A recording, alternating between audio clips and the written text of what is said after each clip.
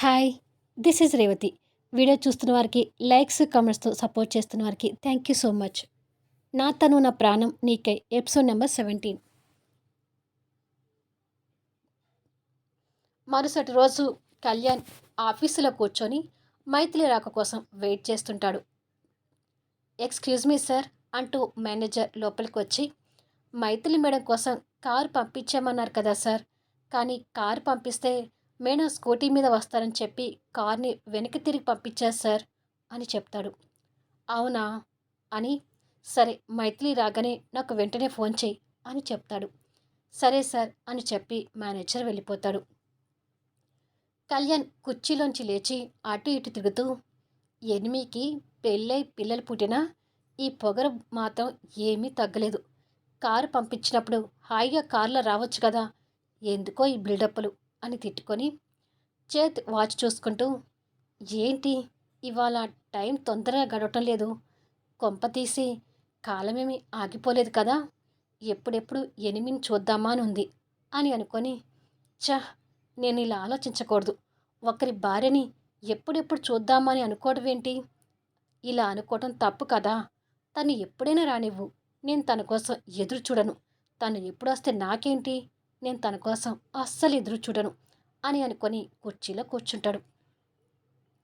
కొన్ని క్షణాలకే మళ్ళీ చేతి వాచ్ చూసుకుంటూ, తను ఇంకా రాదేంటి, తన టైమింగ్స్ 10 to 5, 10 కావడానికి ఇంకా అరగంట ఉంది, ఫస్ట్ రోజని కాస్త ముందు రావచ్చు కదా అని అనుకొని, అయినా మళ్ళీ నేనేంటి తన కోసం ఎదురు చూస్తున్నాను, నేను తన కోసం అస్సలు ఎదురు చూడటం లేదు, నా వర్క్లో నేను బిజీగా ఉన్నాను అంతే అని అనుకొని ఫైల్స్ ఓపెన్ చేసి చూస్తుంటాడు. చేతిలో ఫైల్ మాత్రమే ఉంది కానీ మనసు మాత్రం మైథిలి రాక మీద ఉన్నట్టుగా చీటికి మాటికి చేతి వాచ్ చూసుకుంటూ ఉంటాడు. కాదు కూడదు అనుకుంటూనే తన కోసం ఎదురు చూస్తుండగా మేడం వచ్చారని మేనేజర్ ఫోన్ చేస్తాడు. ఫోన్లో అది వినగానే కళ్యాణ్ మొహం సంతోషంతో వెలిగిపోతుంటుంది.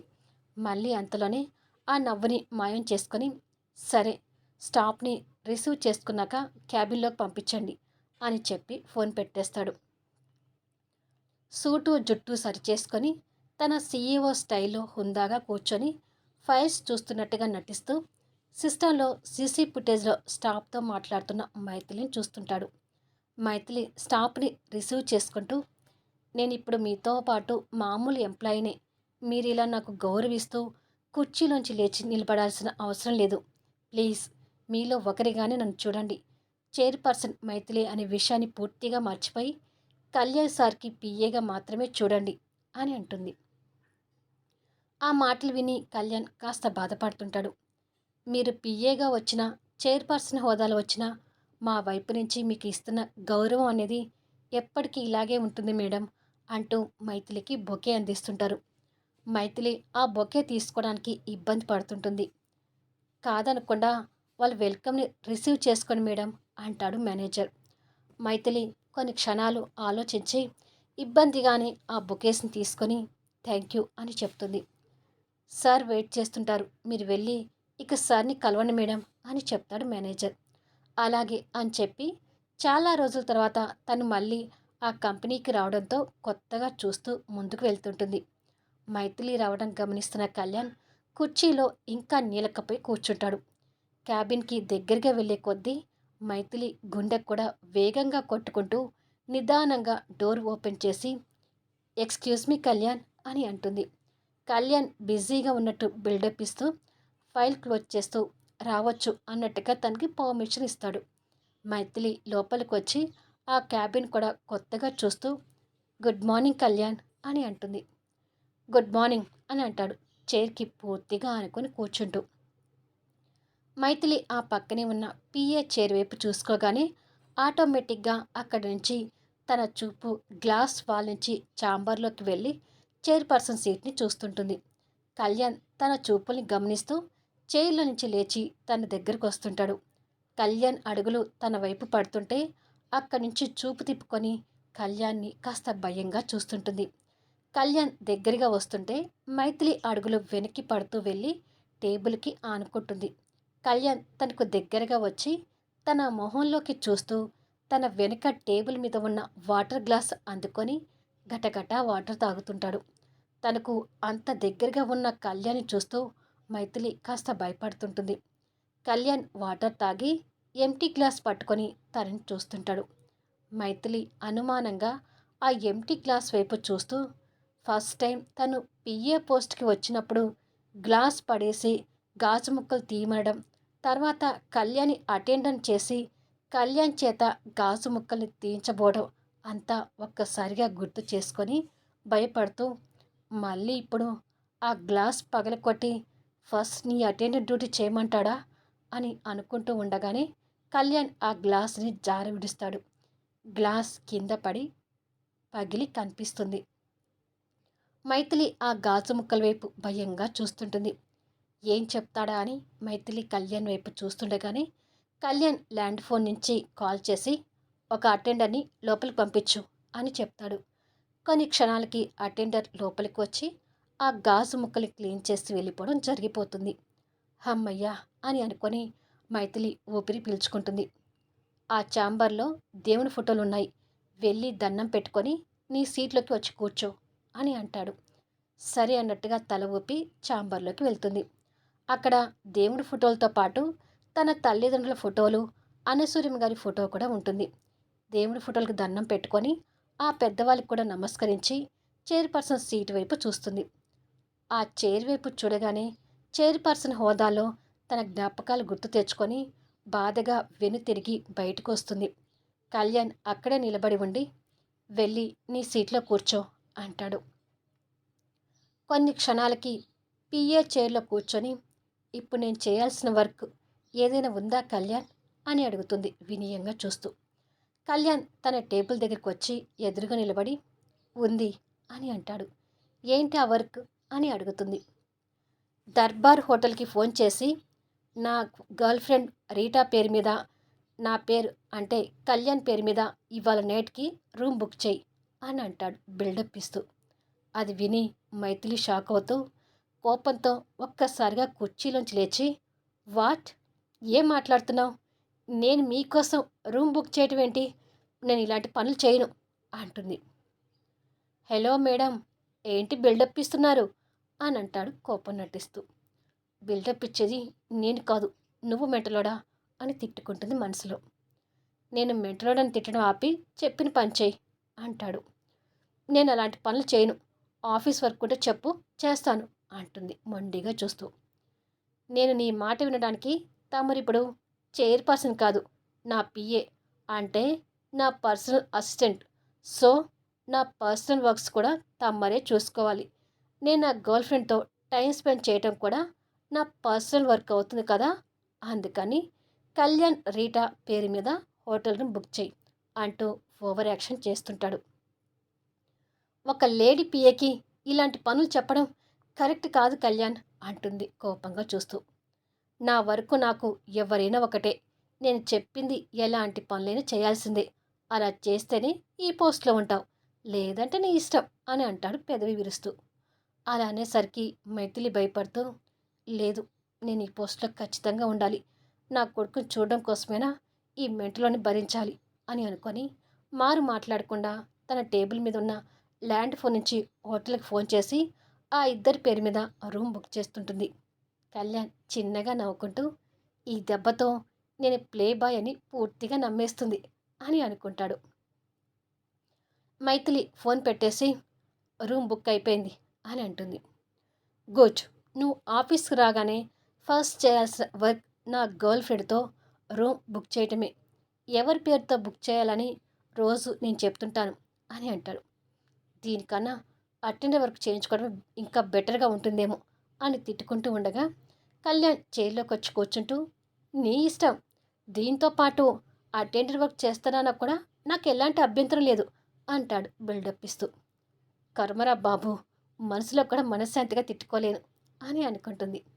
తన పరిస్థితికి కళ్యాణ్ చిన్నగా నవ్వుకొని ఫోన్ చేసి మాట్లాడుతున్నట్టుగా నటిస్తూ హాయ్ రీటా డార్లింగ్, ఇవాళ నైట్ నీతోనే కంపెనీ, రెడీగా ఉండు, ఇద్దరం ఫుల్ ఎంజాయ్ చేద్దాం అంటూ మాట్లాడుతుంటాడు. అదంతా వింటున్న మైథిలికి ఇరిటేట్ కలుగుతుంటుంది. ఇవాళ నైట్ క్యాబేజీలా క్యాబేజీలాగా లావుగా ఉన్న నీ బుగ్గల్ని చింతకాయలు కొరికినట్టు కొరుకుతాను. టమాటా లాంటి నీ పెదవులని పుల్ల ఐసులాగా సప్పరిస్తాను. ఆలుగడ్డలాగా ఉన్న నీ చిన్నుని చికెన్ ముక్కలాగా పీకుతాను అని వర్ణిస్తూ మాట్లాడుతుంటే ఆ వర్ణింపుకి మైథిలి ఇంకా చిరాకు పడుతూ క్యాబేజీ టమాటా ఆలుగడ్డ ఏమిట్రా మెంటలోడా అని తిట్టుకుంటుంది. సరేలే రీటా, నేను ఆఫీసులో ఉన్నాను. ఇలా నీ అందాల్ని కూరగాయలతో వర్ణిస్తుంటే నా డైలాగ్స్ని ఎవరైనా కాపీ చేసే ప్రమాదం ఉంది అని అంటాడు. తల పట్టుకొని కూర్చున్న మైథిలికి ఆ మాటకి కళ్యాణ్ వైపు ఒక్క లుక్ వేసి నీ కూరగాయల రొమాన్స్ని కాపీ చేయాలి మరి అని తిట్టుకుంటుంది. అందుకే నైట్ నీ పక్కలోకి చేరి ఇలాంటివి ఇంకా ఎన్నో వర్ణిస్తాను. ఉంటాను. బాయ్ రీటా అని సాగదీస్తూ చెప్పి ఫోన్ పక్కకు పెట్టి, రీటా చాలా మంచి అమ్మాయి. తనతో ఎన్ని రాత్రులు గడిపినా తన మీద నాకు మోజు తీరడం లేదు. వెరీ రొమాంటిక్ గర్ల్ అని అంటాడు ఓవర్ యాక్షన్ చేస్తూ. ఆ మాటలకి మైథిలి మండిపోతూ కోపంగా చూస్తూ ఉండగానే, ఎక్స్క్యూజ్ మీ సార్ అంటూ మేనేజర్ ఒక ఫైల్ పట్టుకొని లోపలికి వస్తాడు. చెప్పండి మేనేజర్ అంటాడు కళ్యాణ్. మైథిలి మేడంకి మీ షెడ్యూల్ ఇచ్చి వెళ్దామని వచ్చాను సార్. అలాగే మీ అపాయింట్మెంట్ తీసుకున్న వాళ్ళు కూడా మీటింగ్ హాల్లో వెయిట్ చేస్తున్నారు అని అంటాడు. సరే వెళ్తాను అని అంటాడు. ఇది సార్ మేడం షెడ్యూల్ మేడం అని డీటెయిల్స్ ఈ ఫైల్లో ఉన్నాయి అని చెప్పి మేనేజర్ మైథిలి ముందు ఫైల్ పెడతాడు. ఓకే, నాకు మళ్ళీ కాస్త వర్క్ అలవాటయ్యే వరకు ఏదైనా డౌట్స్ ఉంటే మిమ్మల్ని అడుగుతాను అని అంటుంది. ఓకే మేడం, ఎనీ టైం మీరు నాకు కాల్ చేయొచ్చు అని చెప్పి మేనేజర్ వెళ్ళిపోతాడు.